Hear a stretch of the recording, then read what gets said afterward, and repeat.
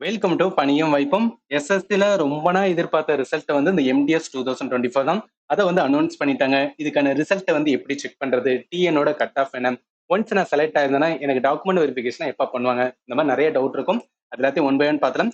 முதல்ல வந்துன்னா நீங்க எஸ்எஸ்சிக்கான வந்து ரிசல்ட் அஃபிஷியலா செக் பண்ணணும்னா வெப்சைட் வந்து செக் பண்ணுங்க. இதுக்கான லிங்க் இந்த வீடியோ டிஸ்கிரிப்ஷன்ல கொடுத்துருக்கேன். ஆர் எல்ஸ் வந்து நம்மளோட டெலிகிராம் சேனல், ஏன்னா அதுல என்ன கொடுத்துருக்காங்களோ அதை எடுத்து அப்படியே டெலிகிராம்ல நான் கொடுத்துருக்கேன். டெலிகிராம்ல மொத்தம் வந்து ஃபர்ஸ்ட் ரிசல்ட் பிடிஎஃப் இருக்கும். அதோட சேர்த்து ஒரு 5 பிடிஎஃப் இருக்கும்.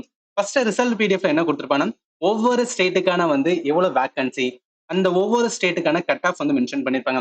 அடுத்து ஃபர்ஸ்ட் லிஸ்ட்ல வந்து எம்டிஎஸ்ல யார் யாரெல்லாம் செலக்ட் ஆயிருக்காங்களோ அவங்களுக்கான லிஸ்ட் இருக்கும்.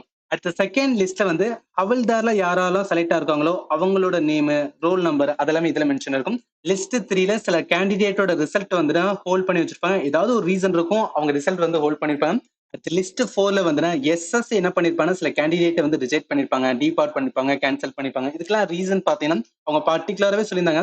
ஒரு இடத்துல வந்து மால் ப்ராக்டிஸ் வந்து நடந்திருக்கு, அதனால வந்து ஒரு ரவுண்ட் வந்து ஒரு 140 ஸ்டூடெண்ட் வந்து நாங்க ரிஜெக்ட் பண்றோம், கேன்சல் பண்றோம் அப்படின்னு சொல்லியிருந்தாங்க. அதுக்கான இதுமே வந்து இந்த மெயின் ரிசல்ட்டோட இதுல மென்ஷன் பண்ணியிருந்தாங்க. அப்ப என்னன்னா எம்டிஎஸ்ல ஸ்கேம் நடந்தது உண்மைதான், அதனாலதான் ரிஜெக்ட் பண்ணிருக்காங்க.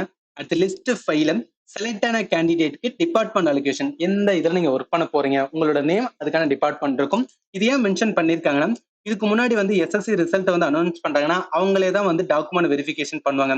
பட் இதுக்கப்புறம் என்ன அப்படின்னா அந்த மாதிரி கிடையாது. எஸ்எஸ்சி நாங்க பண்ண மாட்டோம், செலக்ட் ஆன கேண்டிடேட்டுக்கான டிபார்ட்மெண்ட் வந்து கொடுத்துரும், அந்த டிபார்ட்மெண்ட் தான் டாக்குமெண்ட் வெரிஃபிகேஷன் பண்ணணும்னு சொல்லி மென்ஷன் பண்ணிருக்காங்க. இதெல்லாம் எஸ்எஸ்சியோட ஒர்க் வந்து குறைக்கிற மாதிரியும் அவங்களோட ஃபோக்கஸ் எல்லாமே எக்ஸாம கண்டக்ட் பண்ணும், அதுதான் அவங்க மெயின் ப்ரையாரிட்டி அந்த இடத்துல மென்ஷன் பண்றாங்க.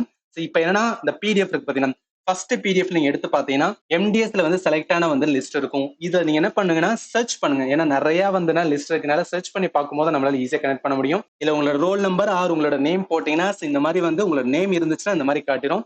போன்லாம் செக் பண்ணீங்கன்னா கொஞ்சம் வெயிட் பண்ணுங்க, ஏன்னா அது லோட் ஆகி வரதுக்கு வந்து கொஞ்சம் டைம் எடுக்கும். ஸோ அதனால கொஞ்சம் வெயிட் பண்ணி வந்து செக் பண்ணுங்க. இப்போ முக்கியமானது வந்து தமிழ்நாடோட கட் ஆஃப் எவ்வளவு அப்படின்னு பார்த்தா, ஏன்னா எம்டிஎஸ் பொறுத்தளவுக்கு ஒவ்வொரு ஸ்டேட்டுக்குமே தனி கட் ஆஃப் இருக்கும். இதுல லாஸ்ட் செலக்டட் கேண்டிடேட் இருப்பாங்க பாத்தீங்களா, அதாவது அந்த கேட்டகரியில அந்த லாஸ்ட் கேண்டிடேட்டுக்கான வந்து ஒவ்வொரு இதா கொடுத்துருப்பாங்க. அதுல ஃபர்ஸ்ட் பார்த்தோம் இடபிள்யூஎஸ் இருக்காங்கன்னு வச்சுக்கலாம். அவங்கள இப்ப 118 இருக்குல்ல, இது என்ன மீனிங், செஷன் 2ல வந்துன்னா அவங்க எடுத்த வந்து மார்க். செஷன் 2னா என்ன, மொத்தம் 75 கொஸ்டின் கேட்பாங்க. ஒரு கொஸ்டினுக்கு 3 மார்க், 150 மார்க். அப்ப 150 மார்க் அவர் எவ்வளவு எடுத்திருக்கான்னு அர்த்தம். அடுத்து இந்த செஷன் 2ல இருக்கிற ஜென்ரல் அவேர்னன்ஸ் இருக்கும். அது என்ன, 25 கொஸ்டின் கேட்பாங்க. 25 கொஸ்டின், ஒரு கொஸ்டினுக்கு 3 மார்க், அப்ப 50 மார்க். 50க்கு எவ்வளவு மார்க் எடுத்தனால அது இந்த இடத்துல மென்ஷன் பண்ணலாம். அடுத்த 117 என்ன மீன்ஸ், செஷன் 1ல செஷன் 1 எதெல்லாம் வரும் அப்படின்னு கேட்டீங்கன்னா மேத் வரும், அதே மாதிரி வந்து ரீசனிங் வரும். இதெல்லாம் வந்து குவாலிஃபை தான். ஸோ அதனால அதை எடுத்து மார்க்கிங் மென்ஷன் பண்ணுவாங்க. அதே மாதிரி அந்த கேண்டிடேட்டோட டேட் ஆஃப் பர்த் அந்த மாதிரி பார்க்கும்போது ஒவ்வொரு கேட்டகரி, இப்போ எஸ்சி கேண்டிடேட்டா இருக்கும் அப்படின்னா நம்மளுக்கான நம்ம கட் ஆஃப் எதுல பார்க்கணும், இந்த செஷன் 2 தான் பார்க்கணும். ஏன்னா இதுதான் மெரிட் லிஸ்ட்டை வந்து தீர்மானிக்கிறது. அதே மாதிரி இப்போ எஸ்டி கேண்டிடேட்னா 106 வந்து கட் ஆஃப், இஎஸ்எம் கேண்டிடேட்னா 76, ஓஹெச் இதெல்லாமே பிடபிள்யூடி கேண்டிடேட்ல வரும். இதெல்லாம் வந்து 115, 90. இப்போ ஓபிசி கேட்டகரி அப்படின்னு பார்த்தா 120 தான் வந்து இந்த வருஷத்துக்கான கட் ஆஃப்.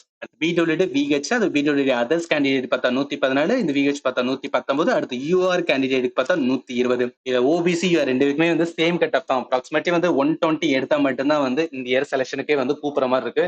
இதுல இந்த நம்பர்ஸ் இருக்குல்ல, இது என்னன்னு கேட்டீங்கன்னா வேகன்சி, அதாவது அந்த கேட்டகரியில எவ்வளவு வேகன்சி இருக்கோ அதை வந்து மென்ஷன் பண்ணிருப்பாங்க. அவ்வளவு வேகன்சி இருக்கு, நாங்க அவ்வளவு பேரை வந்து எடுத்துக்கோன்னு சொல்லி இந்த இடத்துல மென்ஷன் ஆகுது. இதுல இன்னொரு இம்பார்ட்டன்ட், நீங்க வந்து செலக்ட் ஆயிருந்தீங்கன்னா உங்களுக்கு வித்தின் 6 மந்த்துக்குள்ள என்ன பண்ணிடுவாங்கன்னா அந்த டிபார்ட்மெண்ட், எந்த டிபார்ட்மெண்ட்ல நீங்க வந்து செலக்ட் ஆயிருக்கோ அந்த டிபார்ட்மெண்ட் உங்களுக்கு டாக்குமெண்ட் வெரிஃபிகேஷன் இருக்கும். 6 மந்த்க்குள்ள நடக்கல அப்படின்னு பார்த்தோன்னா நீங்க கால் பண்ணியே கேட்கலாம். ஆனா மோஸ்ட்லி வந்து 6 மந்த்க்குள்ளே எல்லாருமே வந்து கூப்பிடுவாங்க. ஸோ அதனால அதுல நீங்க ஒரி பண்ண தேவையில்லை. லாஸ்ட் ஃபைனலா வந்து என்னன்னா நம்மளோட சேனலை நீங்க ஃபாலோ பண்ணி தான் எம்டிஎஸ்க்காக, ஏன்னா நான் பர்டிகுலரா வந்து சென்ட்ரல் கவர்மெண்ட் எக்ஸாம் மட்டும் தான் ஃபோக்கஸ் பண்ணிட்டு இருக்கேன். நான் எம்டிஎஸ்ல வந்து ப்ரீவியஸ் கொஸ்டின் சீரிஸ் சொல்லிட்டு கம்ப்ளீட்டா போட்டிருந்தேன். ஜிஎஸ்க்கு எப்படி ப்ரிப்பேர் பண்றது, இங்கிலீஷ்க்கு எப்படி ப்ரிப்பேர் பண்றது, இங்கிலீஷ்ல 13 வீடியோ போட்டிருப்போம், ஜிஎஸ்ல வந்து 18 வீடியோ போட்டிருந்தோம். செலக்ட் ஆன கேண்டிடேட் நம்ம சேனல் ஏதாவது ஒரு மூலையில உங்களுக்கு வந்து ஹெல்ப்ஃபுல்லா இருந்துச்சுன்னா உங்களோட ஃபீட்பேக்கை இந்த வீடியோட கமெண்ட் செக்ஷன்ல மென்ஷன் பண்ணுங்க. ஃபைனலி தேங்க்யூ ஃபார் வாட்சிங் and have a nice day.